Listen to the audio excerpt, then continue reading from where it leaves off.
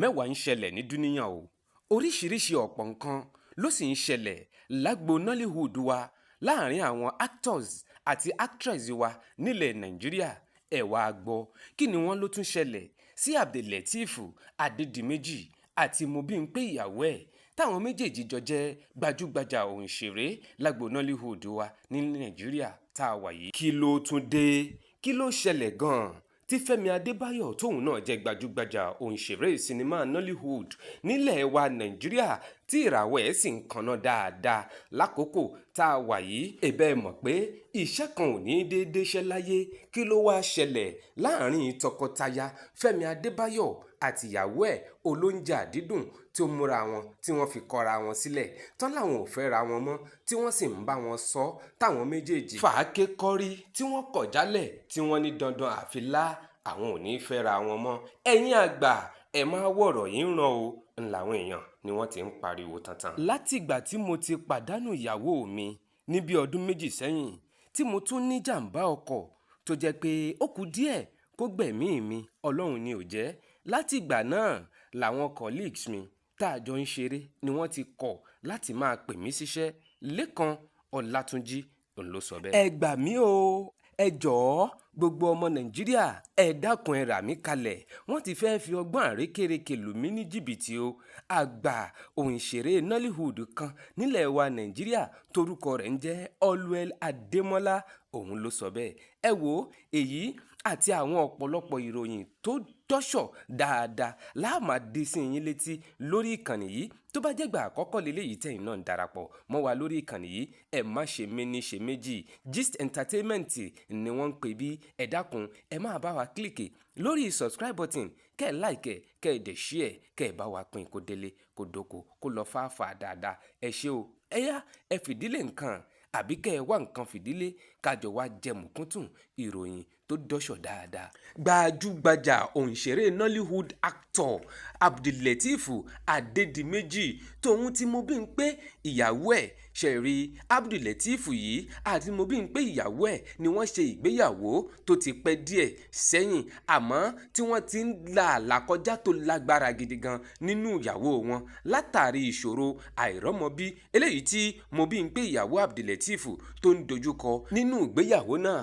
Àlàkọjá àti ìdojúkọ tí Mobímpé ń kojú látàrí ìṣòro àìrọ́mọbí ló pọ̀ tó bẹ́ẹ̀ gẹ́ tó fi jẹ́ wípé àwọn ọ̀rẹ́ ọkọ ẹ̀ Abdul-Lateef àtàwọn fáǹsì ẹ̀ ni wọ́n ń sọ pé kó filé Lateef lẹ̀ nítorí pé àgàn ni èébú lọ́tún èébú lósì ni wọ́n á máa bú pé kò yé kò pa kó filé Lateef lẹ̀ o kó jẹ́ kí Lateef kó lọ fẹ́yàwó mi. Pàápàá ìdojúkọ náà pọ̀ tó bẹ́ẹ̀ gẹ́ látọ̀dọ̀ àwọn tí wọ́n jẹ́ ẹbí Abdul-Lateef bí ìyá rẹ̀ ó ti fìgbà kan gbé pẹ́rẹ́gí kaná pẹ̀lú Mobímpé wípé àgàn ni ẹ́ o àfi dandan ó sì filé ọmọ mi sílẹ̀ ni. Ṣùgbọ́n ìdùnnú ti ṣubú layọ̀ ayọ̀ abala fẹ̀rẹ̀gẹ̀dẹ̀ ni bó ti jẹ́ wípé ìròyìn kàn wá lára ní yàjóyàjó wípé Mobímpé ìyàwó Abdul-Lateef tóun náà jẹ́ gbajúgbajà actress nínú ká ṣeré sinimá tó sì ń ṣe dáadáa ó ti bímọ ọkùnrin méjì gbàǹkọ̀gbàǹkọ̀ fún Abdul-Lateef Adédìméjì ní gbogbo èèyàn bá ń jó ní gbogbo èèyàn bá ń yọ̀. Pàápàá bàbá ọlọ́mọ òkókó Abdul-Lateef Adédìméjì bó ti ń gbé àwọn ọmọ náà ni ó ń jó ló ń yọ̀ wípé Ọlọ́run ọba ó mà ṣe ibi ẹni táyé rò pé kò lè pàgọ́ ó ṣe bẹ́ẹ̀ ó kọ́lé alárinrin dáadáa. Ọkùnrin méjì gbàǹkọ̀gbàǹkọ̀ ni Mobímpé ló ti bí fún Abdul-Lateef Adédìméjì. Ní báyìí ní gbogbo àwọn èèyàn náà ni wọ́n ń kí ni wọ́n ń yìn wọ́n sì ń tẹ àtẹ̀jíṣẹ́ ìpè ó kú oríire o ọmọ tuntun tó ṣẹ̀ṣẹ̀ bí congratulations. Ẹ wò ó béèyàn bá bólóore yọ̀ ó di dandan kó o retí ẹ̀ náà kó tẹ̀ ẹ́ lọ́wọ́ ni o. Ẹ jẹ́ ká máa kí Abdul-Lateef àti ìyàwó ẹ̀ Mobímpé wípé wọ́n kú oríire tí ìbejì gbàǹkọ̀gbàǹkọ̀ méjì tí wọ́n bí. Ẹ dákun ẹ máa bá mi tẹ congratulations sábẹ́ mẹ́sẹ̀gì fídíò yìí. Ìròyìn kan tún nìyí tó ṣe ni ní ààhín. Lékan Ọlátúnjí òun náà jẹ́ gbajúgbajà òǹṣèré sinimá Nollywood nílẹ̀ Nàìjíríà àmọ́ tó fi ìlú Abẹ́òkúta tó fi ṣe ibùgbé lásìkò tójú ẹ̀ sì máa ń hàn dáadáa nínú àwọn eré sinimá àgbéléwò ló jẹ́ wípé òun àti àwọn Ọdúnládé Adékọ́lá ni wọ́n jọ máa ń ṣeré o tó sì máa ń kópa dáadáa nínú àwọn sinimá nígbà náà. Àmọ́ ní bí ọdún méjì sẹ́yìn ẹni Lékan Ọlátúnjí ló pàdánù ìyàwó ẹ̀ tó jẹ́ olólùfẹ́ rẹ̀ tí wọ́n sì nífẹ̀ẹ́ ara wọn dáadáa. Kódà gbogbo àwọn Ọdúnládé Adékọ́lá àti gbogbo àwọn àgbààgbà òṣèré nílùú Abẹ́òkúta ni wọ́n jọ péjú pésẹ̀ síbi tí wọ́n ti sin arábìnrin náà. Ṣùgbọ́n lẹ́yìn tí ó pàdánù ìyàwó ẹ̀ tán, òun lòun náà tún wá ní ìjàmbá ọkọ̀. Ìjàmbá ọkọ̀ yìí sì lágbára débi pé ọwọ́ ẹ̀ kánkán àti gbogbo àpá lára ẹ̀ lóríṣiríṣi. Kódà Ọlọ́run gan-an ni ò gbẹ̀mí ẹ̀. Ṣùgbọ́n Lékan Ọlátúnjí ó ti wá pariwo síta gbangba wípé ó ní láti ìgbà tí mo ti pàdánù ìyàwó mi tí mo tún ní jàǹbá ọkọ̀, gbogbo àwọn tá a jọ ń ṣiṣẹ́ ni wọ́n ti kọ̀ jálẹ̀ láti máa pè mí síṣẹ́ o. Ó wá ní ẹ dákun ẹ máa pè mí. Ara mi ti yá, kò sì síbi tó ń dùn mí mọ́. Lékan Ọlátúnjí òun ló sọ bẹ́ẹ̀. Ẹ wá máa gbọ́, kò tán síbẹ̀ o. Nígbà tí wọ́n ń béèrè lọ́wọ́ Lékan Ọlátúnjí n tó fa okùnfà ikú òjijì tíyàwó Lékan Ọlátúnjí tó kú, ló wá ń ṣàlàyé wípé jẹjẹrẹ ọmú ni tí wọ́n ń pè ní breast cancer.